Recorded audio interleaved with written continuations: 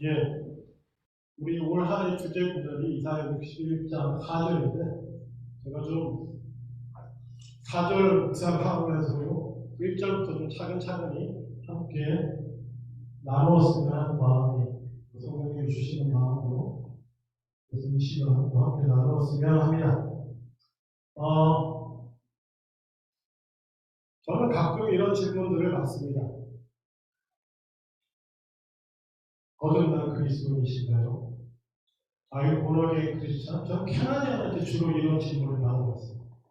한국에 있을 때도 가끔 받아봤는데 첫 번째 받은 거는 여기 온 지 얼마 안 돼서 공부할 때 잠시 여름에 우리 가족들과 함께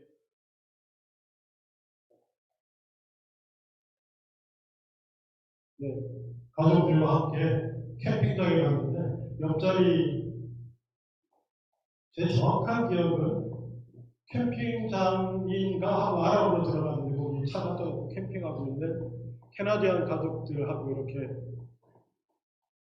이것도 마이크가 안 되네요. 여러가지고 거기다 저는 죄송합니다. 감기가 걸렸거든요. 목소리 얼마나 크게 나갈지 잘 모르겠는데 근데 다른 거 한번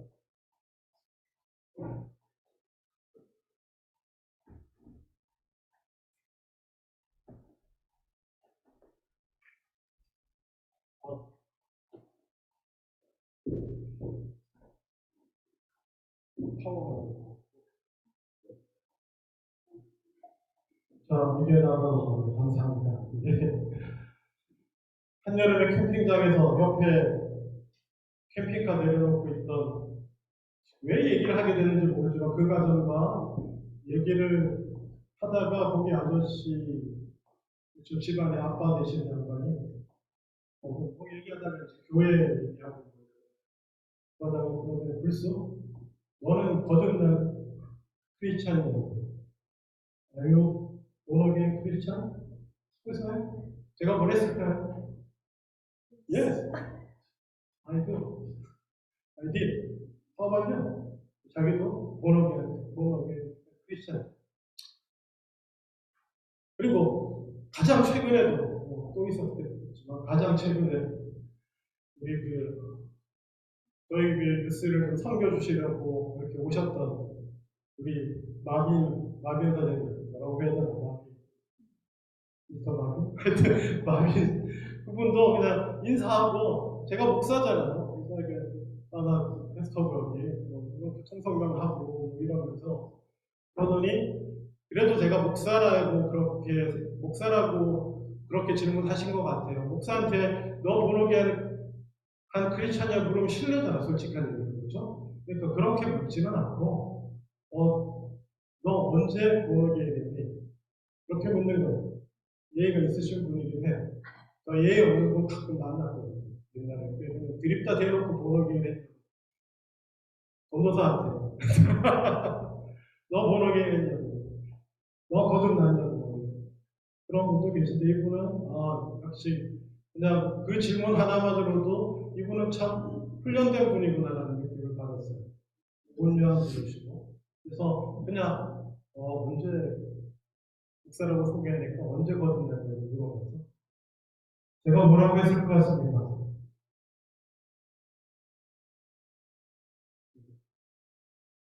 제 대답을 하기 전에 여러분은 I born again Christian? 이렇게 물으면 여러분은 뭐라고 대답하실 겁니까? 많이 당황하셨죠? 아니에요. 그렇게 물어보면 뭐라고 대답하실 건가요? 저도 어렸을 때 그런 질문들을 하면 정말 당황스러웠어요. 저는 이른바 모태신앙인인데, 물론 제 아버님, 어머님, 저를 키워주신 큰아버지, 큰어머님은 모태신앙인이 아니지만 그분은 젊어서 복음을 믿고 28년생, 29년생이시지만 그때 젊어서 복음을 믿고 내가 입양됐을 때는 이미 교회를 다니고 계셨고 그리고 제 친부모님도 이미 크리스찬이셨고 그래서 장로교식으로 보면 저는 모태신앙인이에요. 모태신앙인이고 그리고 제가 생각할 때도 저는 예수 믿거든요. 얘기했던, 그리고 교회 가면 뭐 아빠 엄마가 교회 가라고 안 밀어도 교회 당연히 가야 되는 건 줄 알고, 그게 바른 일이고 올바른 삶이고, 찬양하면 기쁘게 찬양하고, 열심히 성경 공부하고, 또 설교 시간에 열심히 설교 말씀 듣고 그랬는데, 하필 제가 출석한 교회가 침례교회여가지고, 침례교회는 좀 그런 게 있어요. 자기가 결단해서 믿어야 된다. 자기 결정이다. 성인으로서 자기가 결단하고 예수 믿고 해서 해야 되고, 그리고 거듭나야 된다. 이러는 거예요. 고민이죠, 고민. 나는 예수 믿는 것 같은데 자꾸 거듭나야 된다고 그러는 겁니다. 뭐 하여간 그렇습니다. 저랑 신앙생활 오래 하신 분은 아실 거예요. 제가 그렇게 하다가 이렇게 뭐 부산 성서 침례교회에서 목사님하고 상담받고, 침례받기 전에 원학인 세례문답 같이 상담받으면서 제가 교회 다니면서 처음으로 울고 회개하고 이런 스토리입니다. 들으셨을 거예요.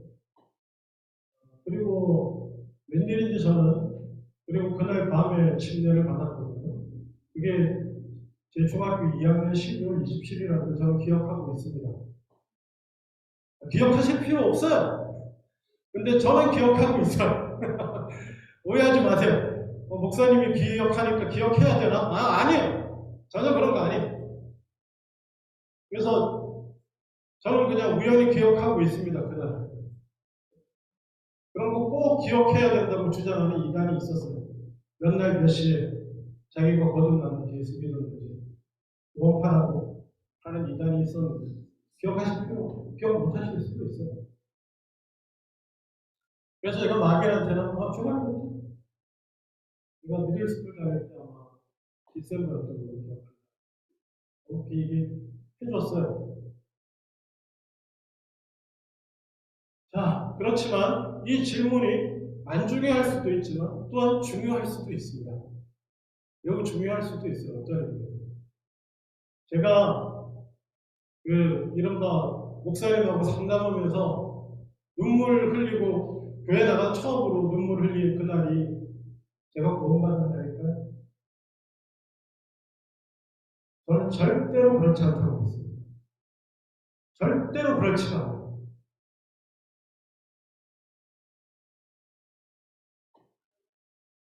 그렇지만 그날이 중요할까요? 안 중요할까요? 중요합니다. 중요한 날이에요.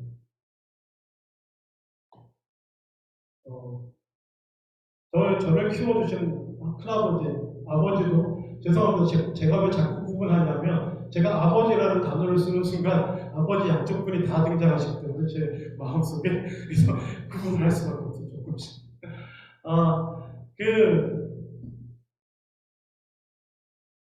지금 제가 말씀드린 아버지, 아버지는 그렇게 얘기하셨어요. 야, 이 머릿속에 있던 걸 가슴으로 끌어올리니까 정말 힘들다. 정말 힘들고.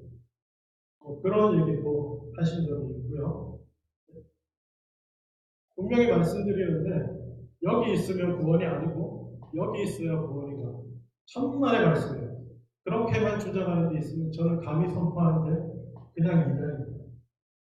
구원은 여기 있을 수도 있어요. 그리고요, 또 하나, 이거 전부 서론입니다. 전부 서론이에요. 구원은 말입니다. 내가 결단하고 아멘하고 믿겠습니다 해야 구원이다 라고만 주장하는데도 제가 감히 선언하건대 이단이에요. 구원파 같은 이단이에요. 구원은 하나님이 주십니다. 하나님이 하시는 거예요. 그리고 그 하나님이 하시는 거예요. 우리가 응답하는 부분도 있고 여러 가지, 그거는 진짜 설명하기에 따라서 얼마든지 다양한 교파와 교단이 나오고 복잡한 얘기가 나올 수 있지만, 우리가 믿는 부분도 있고 그리고 하나님이 예정하시고 섭리하시는 부분도 분명히 있는 거예요. 그런데 참고로 제가 어려서 성장했던 침례교회는 개인이 우리가 믿고 선택하는 부분을 대단히 강조했고, 우리가 이른바 알고 있는 장로교회라고 정통 장로교회는 뭐라고요? 하나님의 예정과 섭리와 하나님 편의 역사를 강조해요. 참고로 저는 고등학교 때까지 침례교회 자랐고 침례받았는데, 저는 지금 어느 교단의 목사일까요? 저는 장로교 교단의 목사예요.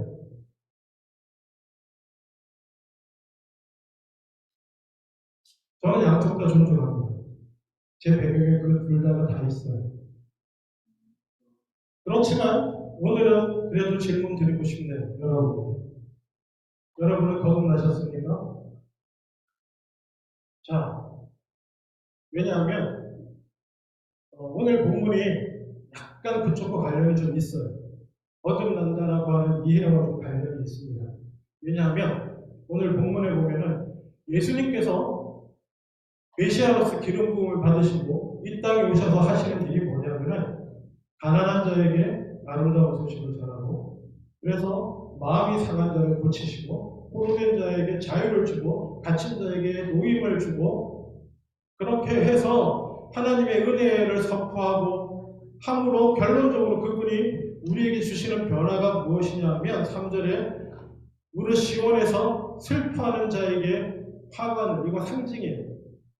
무슨 상징이냐면 화관을 주어 죄를 대신한다. 기억나시나요? 유대인들이 슬퍼할 때 부모님이 돌아가셨다거나 자녀를 잃었다거나 정말 가장 슬픈 나라가 망했다거나 고통 가운데 있을 때 애통할 표현이 뭐라고 했습니까? 죄 가운데 앉아 옷을 찢고 머리에 죄를 뿌리는 거예요. 최고의 슬픔을 말하는 것입니다. 그 슬픔 대신에 슬픔의 죄, 그 죄를 말하는 거예요. 죄를 대신해서 기쁨의 표현은 화관을 만들어 쓰는 거예요. 꽃으로 관을 만들어서 화관을 준다. 기쁨으로 슬픔을 대신한다. 그리고 그 기쁨은 하나님을 향한 기쁨이에요. 그 은혜를 베풀어 주신 하나님을 향한 기쁨, 찬양입니다. 슬픔이 기쁨이 되게 하신다. 내 삶의 슬픔이 기쁨이 되게 하신다.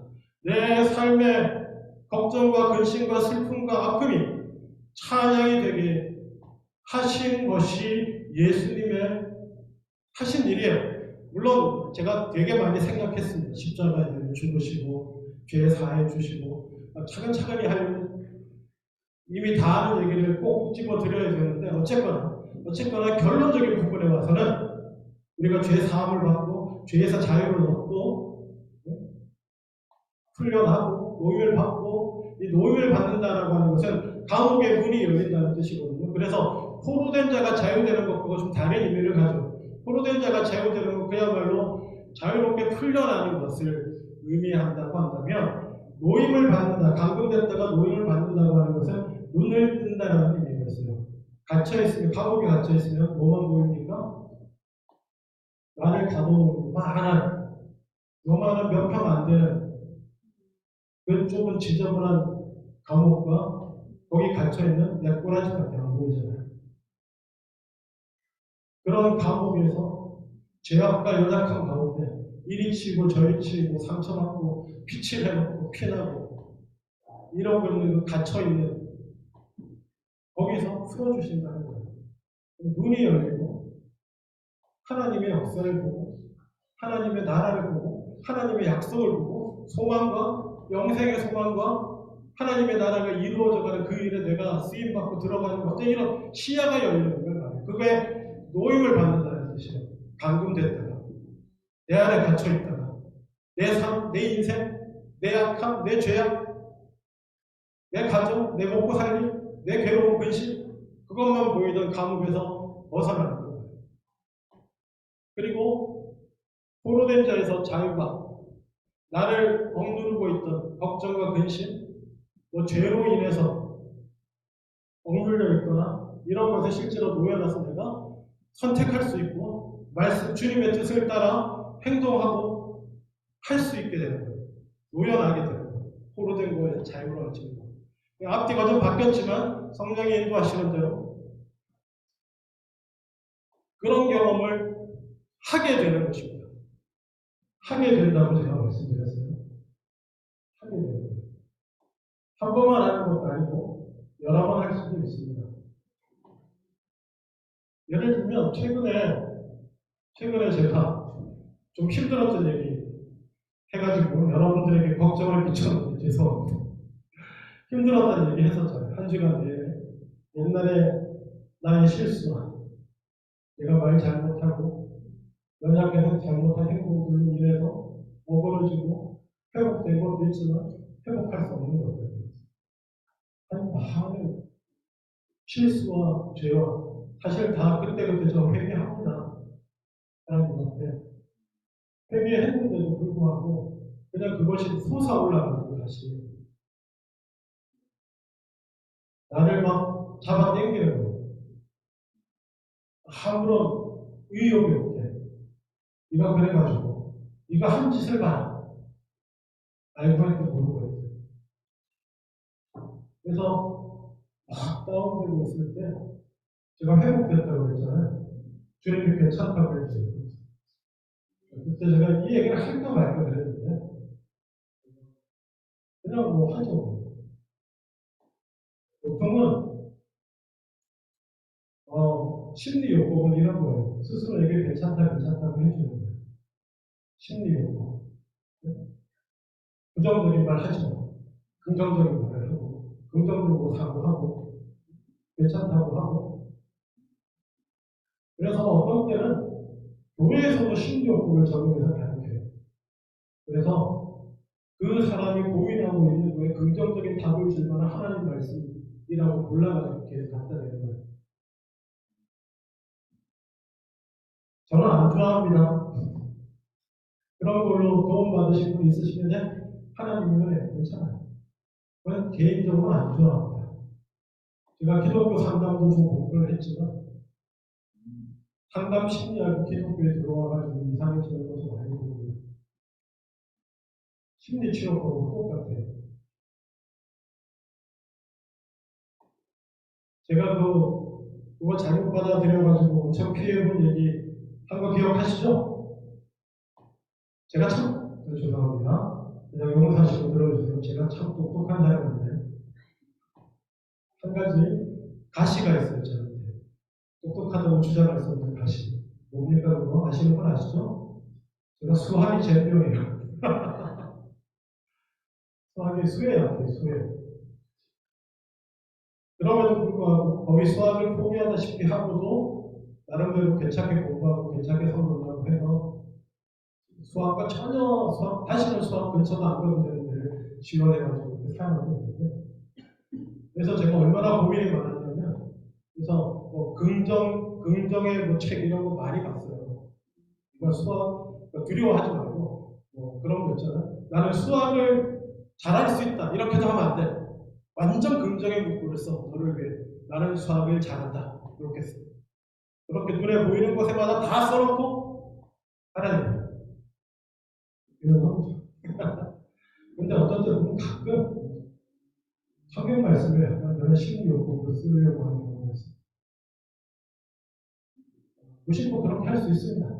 좋아요. 아니 말씀을 통해서 역사하시니까 힘들고 어려울 때 말씀 읽는 거 좋습니다. 좋아요. 근데 그게 그거에 매이지 말라는 거예요. 그게 무슨 심리요법처럼 성경 읽는 거 좋아요. 읽는 거 좋습니다. 그냥 이번에도 저는 그래서 솔직히 일하는 중이었기 때문에 성경을 펼칠 수도 없고 기도할 수도 없었어요. 그냥 계속 나를 끌어당기는 그것과 싸우면서 스스로에게 계속 얘기를 했습니다. 스스로에게 괜찮아. 나 다 회개했잖아. 하나님 앞에 다 회개하고 하나님이 다 용서해 주셨고 합력하여 선을 이루어주시는 하나님이 그 모든 것에도 다 불구하고 선을 이루어 가시고 하나님의 가장 바른 뜻으로 우리를 인도해 주시고 있잖아. 괜찮아. 괜찮아. 아무리 외쳐도 소용이 없었습니다. 우리는 속으로 외쳤죠. 일하는 중이에요. 며칠을 보냈어요. 집에 와서. 집에 와서 그러다가 하여튼 그렇게 외친 그날, 일하는 도중에, 갑자기 내 속에서 정말 괜찮다. 라는 소리가 들렸어요. 내가 괜찮아가 아니고, 절대로 안 괜찮아요. 이래서 괜찮고, 성경에 의하면, 말씀에 의하면, 이래서 괜찮고, 스스로 아무리 얘기해도 안 괜찮아요. 근데, 멈춘 순간, 그냥 저 깊은 곳에서부터, 괜찮아. 괜찮다. 내가 괜찮다고 하자. 괜찮아졌어요. 그때 하는 얘기 일부분인데. 근데 이건 대단히 주관적인 겁니다. 그래서 저는 크게 떠올리고 하고 싶지 않지만, 그리고 또 목사가 뭐 나눌 수 있는 건 나누자 싶고요. 그리고 이게 뭐 처음 있는 경험은 사실은 아닙니다. 아주 옛날에도 막 부르짖을 때, 기도하고 부르짖을 때는 아무것도 없었는데, 부르짖음을 내려놓고 하나님 앞에 던지고 정말 잠잠해지는 순간, 그냥 하나님의 음성이라고 저는 믿습니다. 네. 깊은 곳에서부터 메시지가 올라옵니다. 이번에도 내가 괜찮다는 절대로 안 괜찮아지는데, 그렇게 괜찮다는 음성이 들려오면 괜찮아져요. 이런 얘기를 왜 하냐면, 그런 부분도 있다는 거예요. 네? 기뻐하라 그러면, 예수님이 오셔서 우리에게 기쁨을 주신다고 하셨으니까, 기뻐해야지. 그리고 또 성경 말씀에 항상 기뻐하라고 하셨으니까, 기뻐해야지. 좋습니다. 아주 좋은 거예요. 자기를 붙들고 십자가 앞에 자기를 내려놓고 순종시키고 말씀에 순종시키는 거 좋습니다. 그렇지만 또 우리가 놓을 수 없는 것은 하나님이 하시는 부분을 우리는 또한 경험할 수 있는 은혜를 받아 누릴 수 있기를 주님에게 축원합니다. 하나님이 하시는 부분. 제가 지금 내면적인 얘기만 해서 그렇지 사실은 하나님은 어떤 우리 무의식과 심리 속에만 계시는 분 아니라고 제가 분명히 말씀드렸죠. 하나님은 또 우리 바깥에서 역사를 통해 세계사도 마찬가지죠. 내 개인의 삶이라고 하는 인생 역사를 통하여서도 하나님은 역사하십니다. 일하십니다.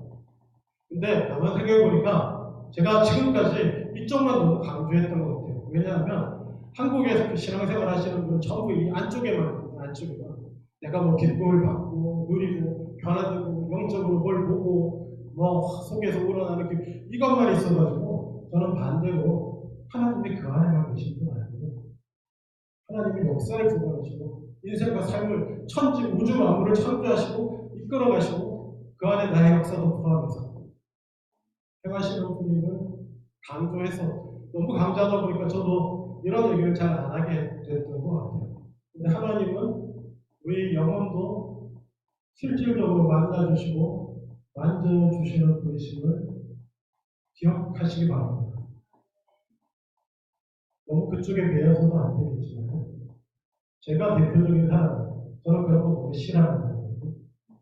그만큼도 하기 싫어합니다.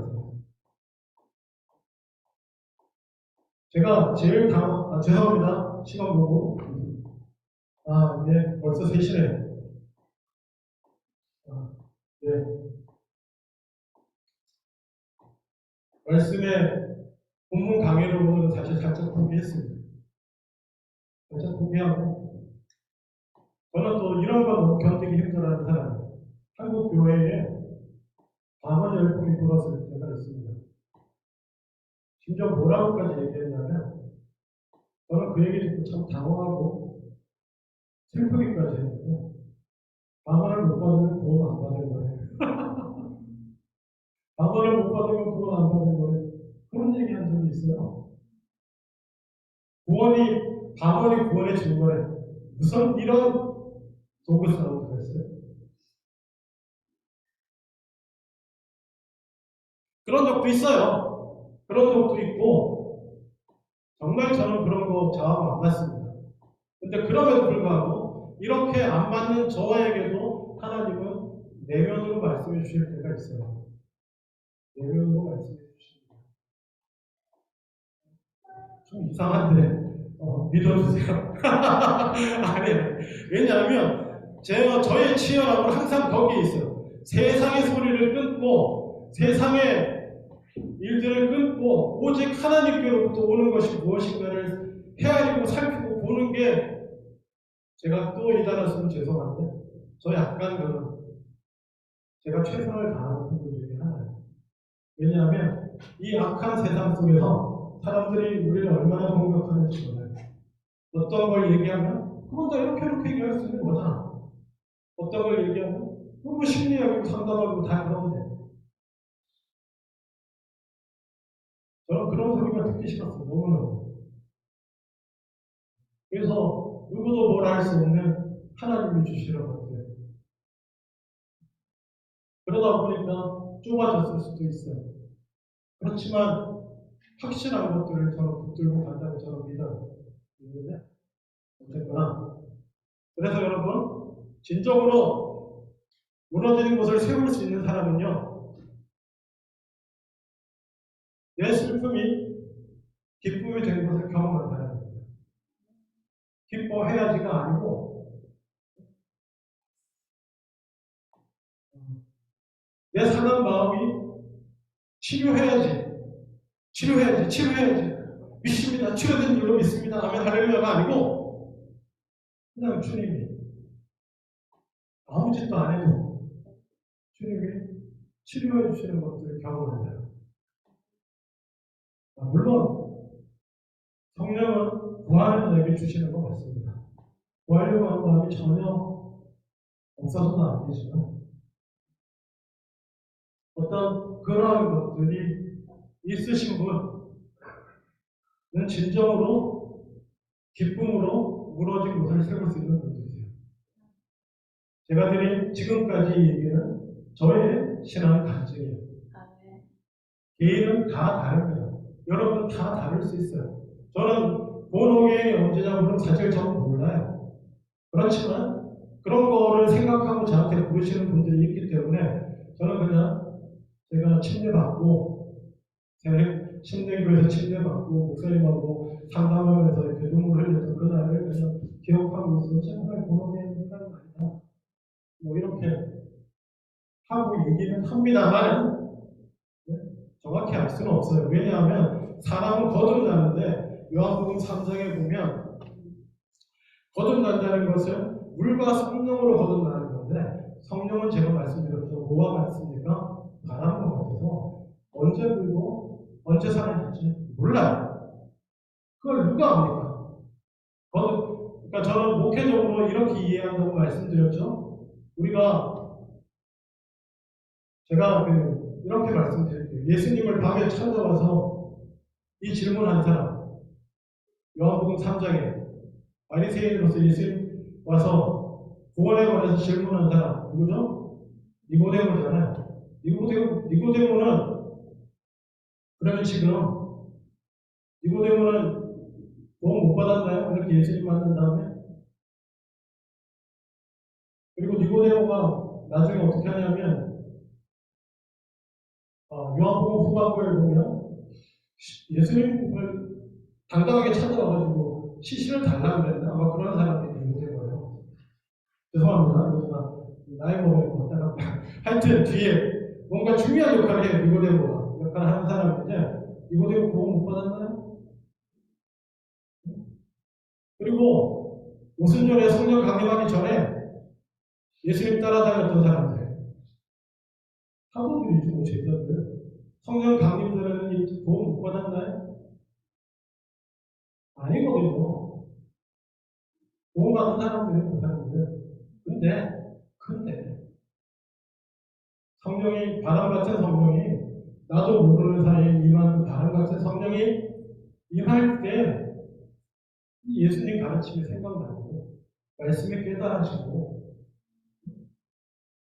그냥 머릿속으로만 이게 이런 거고 이게 이런 거고 이렇게 되는 거지가 정말 그렇구나가 되고 내가 죄인이다 완전 죄인 맞는데가 갑자기 정말 내가 하나님 앞에 서서 내가 얼마나 진짜 더러운 죄인인지 깨닫게 되고 그러면 눈물을 흘리게 되고 그렇게 되는 거거든요. 그냥 제가 목사로서 너무 역사적으로만 역사하시는 하나님을 많이 가지고 한 거 아닌가라는 생각이 들어서 오늘 이 말씀을 나눕니다. 기쁨은 우리 안에서 직접적으로 오기도 합니다. 바깥에서 역사하시는 주님의 일하심을 보면서 누리는 기쁨도 있고요. 그리고 또 심령이 가난한 자들, 포로된 자들, 갇힌 자들 이 안에서 풀어주시는 주님의 역사도 분명히 있습니다. 그래서 혹시 누가 또 거듭나셔서 교회 다닌다고 얘기했더니 본어기에냐고 물어보면 당당하게 말씀하세요. 저는 거듭난 사람이고 성령의 은혜를 혹시 경험하지 못해서더라도 거듭난 사람이에요. 얘기하세요. 여러분 믿으시잖아요. 그리고 그렇게 거듭난 사람들이 멀어진 곳에 세우는 사람입니다. 여러분